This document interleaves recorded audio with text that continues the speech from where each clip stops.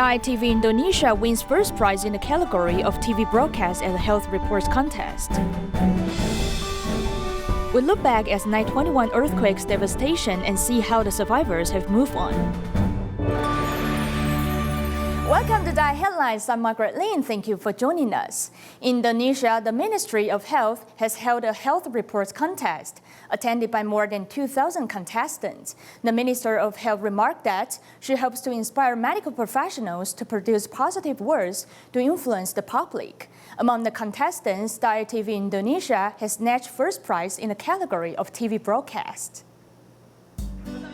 Indonesian Ministry of Health has held a health news contest attended by more than 2,000 contestants from different parts of Indonesia.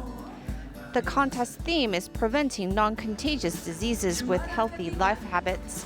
The Ministry of Health remarked that the media plays an important role in providing information and promoting health education. She hopes to facilitate the interaction between the Ministry of Health and the media through the contest. I truly hope the media can broadcast positive news on health education and related information so the public can make the correct judgment. This contest is not only for the media professionals, it is also for young people and members of public. Good reporting can make a large impact. Among the pieces submitted, the special feature, The Hope for Thalassemia Patients, produced by DaAi TV Indonesia, has snatched first place in the category of TV broadcast. An employee from DaAi TV Medan, Grace Colin, took to the stage to receive the award. The annual Health Broadcast Award, given by the Ministry of Health, encourages the media to educate the public with positive news. I'm very honored to be standing here. I did not imagine that our work would receive such a standing. I want to thank the Ministry of Health for providing the platform. I hope DaAi TV Indonesia will have the opportunity to win more honors in the future. We will continue to provide health reports for the members of the public. It has been 12 years since the establishment of DaAi TV Indonesia. On this day, staff members, volunteers, and media from all walks of life gather in Jakarta to celebrate its 12th anniversary. Let's join them there. In the evening, staff members of DaAi TV gather in the dining hall. Everyone takes a look back over the past 12 years of the TV station while enjoying activities and vegetarian meals. The CEO of DTV Indonesia chapter, Station Chief, Deputy Station Chief, and Director of DaAi TV Indonesia have attended the events to celebrate the TV station's 12th anniversary. 12 years ago, DaAi TV Indonesia had only 10 employees. Today, the number of DaAi TV employees in Jakarta and Medan has grown to 272 people.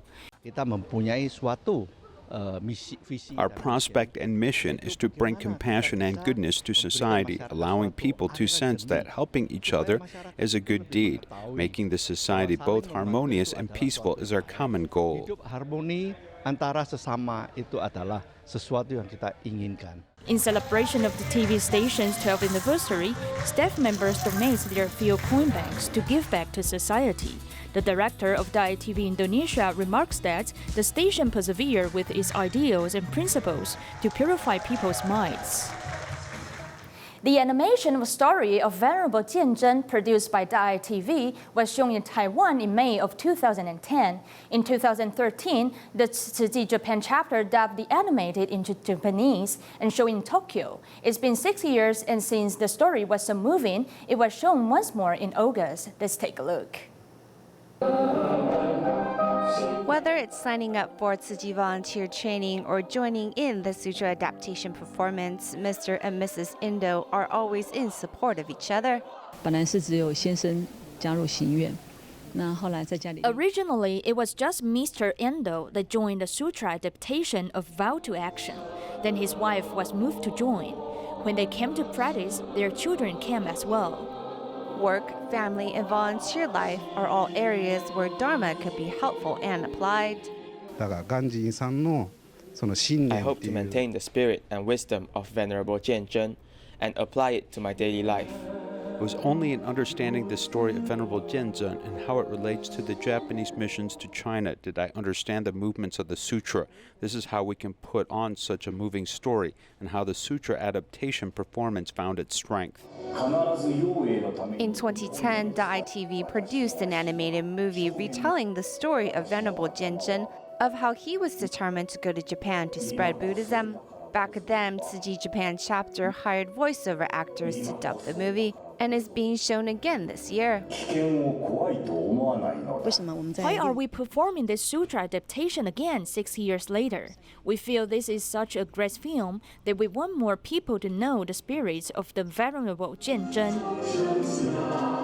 Venerable Jianzhen tried 6 times before successfully landing in Japan, and then planted deep roots in spreading Buddhism, architecture, and medical care. Tsuji volunteers performed the sutra adaptation of Fulfilling My Dream beautifully.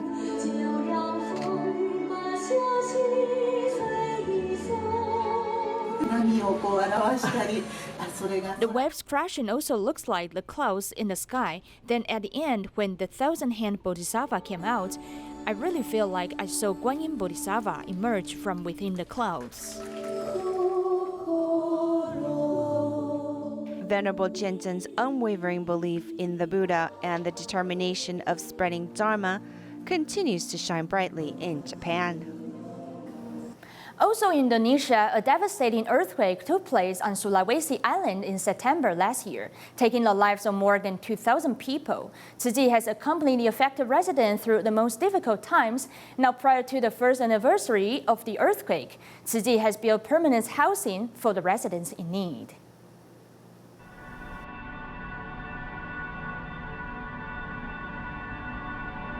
On the eve of Sulawesi earthquake's first year anniversary, the permanent housing has been built. Untuk anak-anak saya nanti, karena kita kan sudah tua, tidak mungkin tinggal di huntara terus.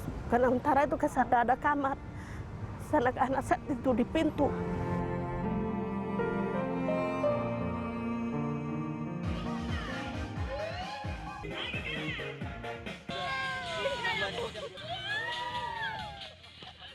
After the earthquake, the residents have gradually restored their smiles and lives. Tsuji's permanent housing gives them hope. According to the data of the city government and the National Disaster Management Agency, we initially screened out 1,800 earthquake survivors.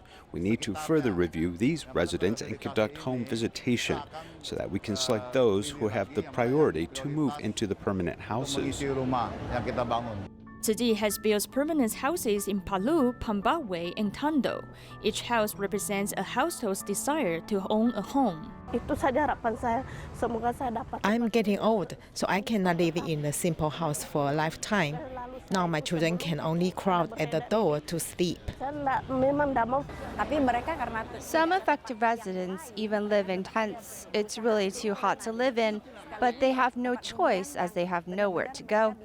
They can live in a more comfortable life after moving into the permanent houses. Mudah-mudahan ini Buddha suci diberikan lagi rezeki, sehat-sehat, panjang umur, bertambah berlimpah. Bukan cuma kita ini yang bencana ini dia bantu, dengan orang negara-negara lain lah yang dia bantu lagi.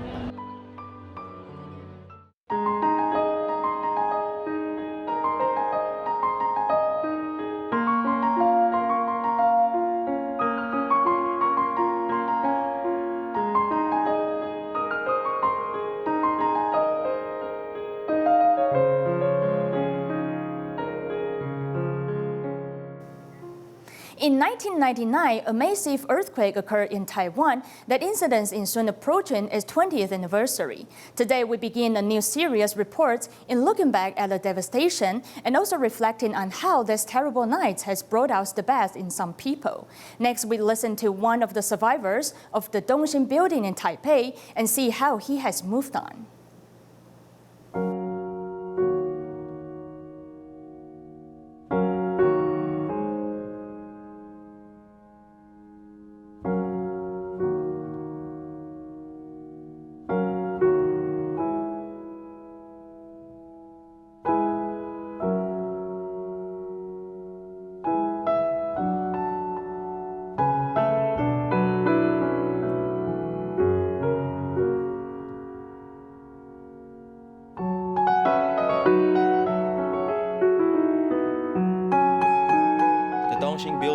Taipei, which fell during the 9/21 earthquake of 1999, took 10 years to rebuild.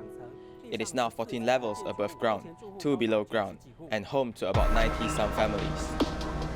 20 years ago, when Taipei's Dongxing building fell, it left 105 people injured and 87 dead. Thinking back to that night, Chen Jianli recalls being at work, thus escaping death, but his mother and brother were not so lucky. His father, who worked as a security guard, suffered massive bone fractures. I was at the store, not at my home. My wife was pregnant. After the quake, my neighbor told me my home fell, and I went to see. All I could do was cry.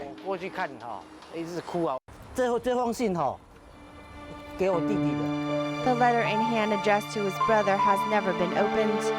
Currently, Chen is living in New Taipei City's Qizhi. The quake has traumatized him to where he always carries a flashlight around. When I rent or maybe purchase a home in the future, I'll only consider the ground floor. It's faster to escape. The pain is still with me. Chen's current job is clearing highway accidents. It is a highly dangerous job, but he says he could only take it one day at a time because you never know when it's your last day. Another who is still living in the shadows of the earthquake is Xie Baozhu. When the rescue workers came to get us, we had to run down 13 flights of stairs, and whenever we did reach the next level, he would announce it. It felt like the longest descent ever. Xie lived in a building next to Dongxing, and though Xie and her family were able to escape to safety, their hearts were nonetheless panicked and anxious. During their moments of distress, a sense of stability and comfort came her way. I felt miserable inside, and Tzu Chi volunteers gave me a bottle of water to drink and an emergency cash of $150. I then donated back $320. Coming into contact with Tzu Chi through the natural disaster, a few years later, Xie became a Tzu Chi volunteer to help pass on the love.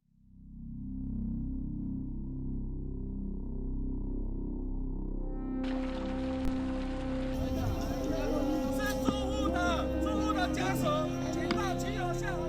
1:47 a.m. on September 21, 1999, many Taiwanese residents were awakened by a 7.3 magnitude earthquake.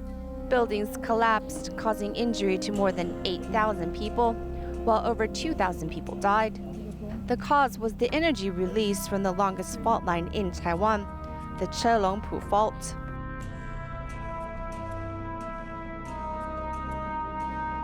Earthquakes on the fault line are like an assassin waiting to attack. The Academia Sinica Institute of Earth Science statistics shows there were 318 incidents of magnitude 7 or above strong quakes from 1999 to 2019. Then beginning in 2010, magnitude 7 and above quakes numbered nearly 20 each year. The magnitude of the quake is seemingly increasing each year. In the past, a magnitude 8 earthquake happens perhaps once a year. But now, there could be 2 a year, which means the Earth's pressure is increasing, as the force needed to release such a magnitude quake is very strong.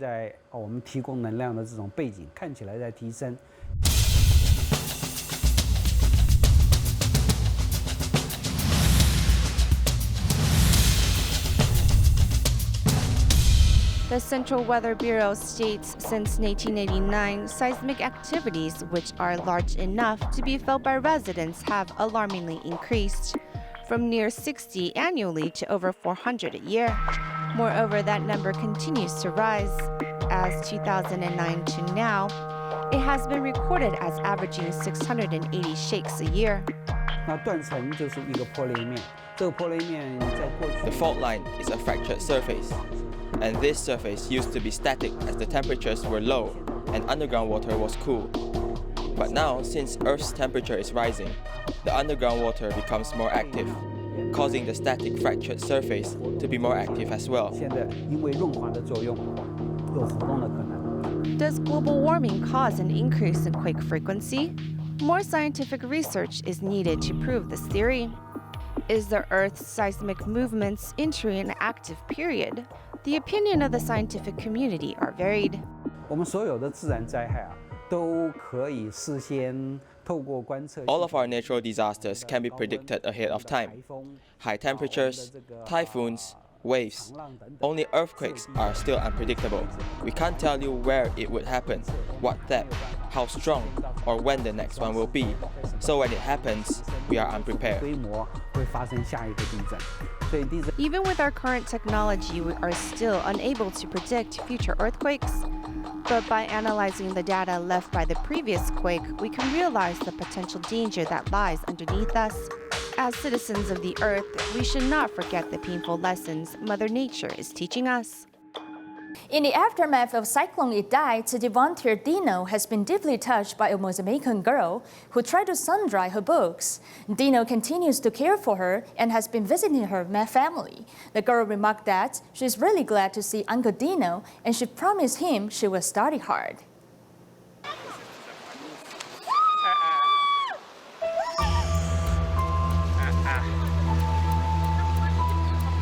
Who would think of bringing books when escaping from disasters? In the aftermath of Cyclone Idai, the sight of the girl, Rosinya, has touched Dina Foy.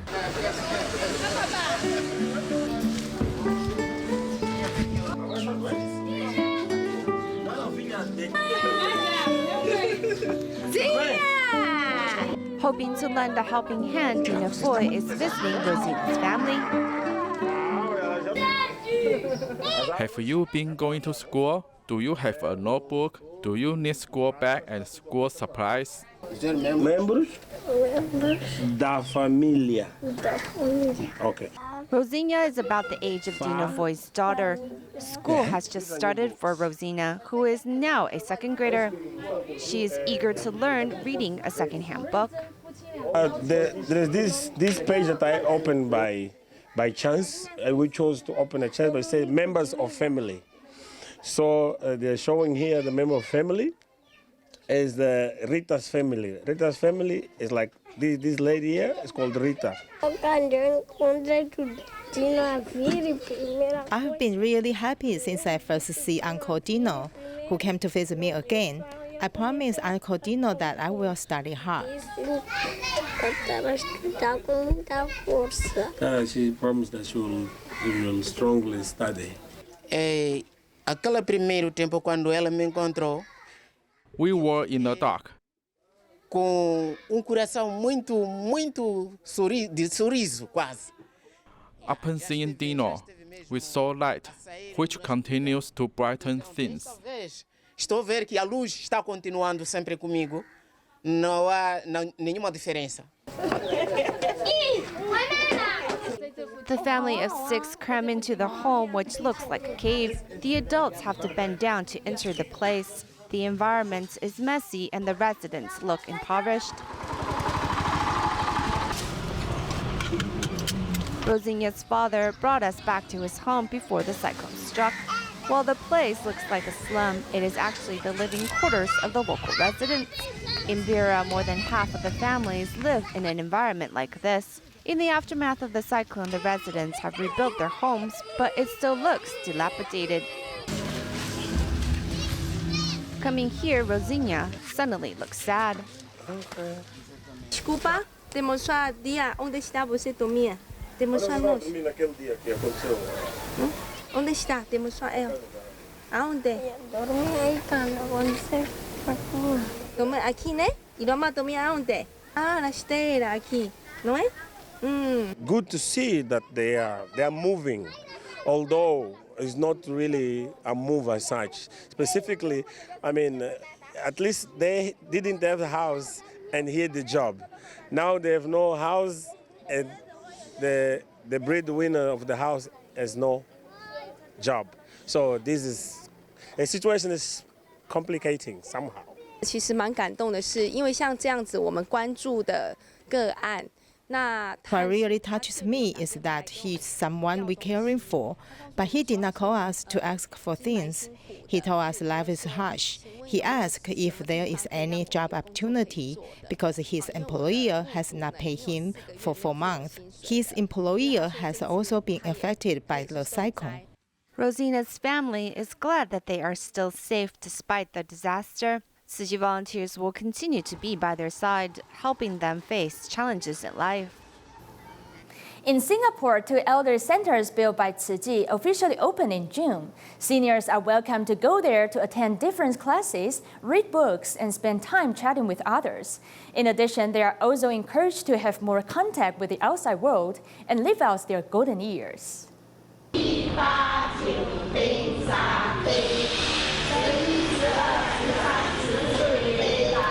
Incorporating delicious food into the exercise makes it more fun. Combining physical and mental strength training, this activity allows the elderly to work on their muscles, thus delaying degeneration. It seems like the movements are customized to suit us, as they are not too intense. The exercises are rather simple. Everyone can do it. Yet if nobody at home urges me, I won't do it. Take running on my own as an example. I'd give up after a while. But here we're asked to run for 1 to 2 minutes, and I can keep up. I feel happier when I'm exercising with everyone. The Chi Chi Seniors Engagement and Enabling Route in Jurong West and Bukit Batok, which opened in June, is abbreviated as SEEN, SEEN. The elder care centers enable the seniors residing there to receive care and love at old age. The full name of SEEN is Seniors Engagement and Enabling Node, which aims to engage the elderly by encouraging them to socialize and do something instead of staying at home the whole day. I've lived here for 30 years and there was no such center in the past. The establishment of the center is good for us. It's like a sanctuary for us. Staying at home all day is boring, and I don't like doing household chores because they're endless. I don't do much at home, so I came down to take a look. It is a place where I can chat with people and share about happy things.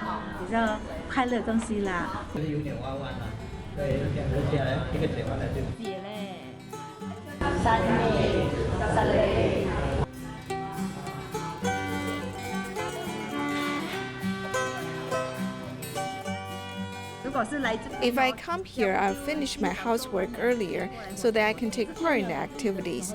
Before coming to this center, I usually play with my smartphone. Our goal is to complete the ABC, which stands for Active Aging, Befriending, and Care Support, especially for those who are living alone. The center provides them with a space to spend time and do something meaningful. Both of the elder care centers have been operating for 2 months, serving around 50 people daily. They help enrich the body and mind of the elderly and enliven their golden years. A former inmate who suffered from cancer expressed gratitude to his dad before his passing. At the end of the program, we'll look at how Tzu Chi volunteers help this father and son repair their relationship. Thanks for watching and see you next time.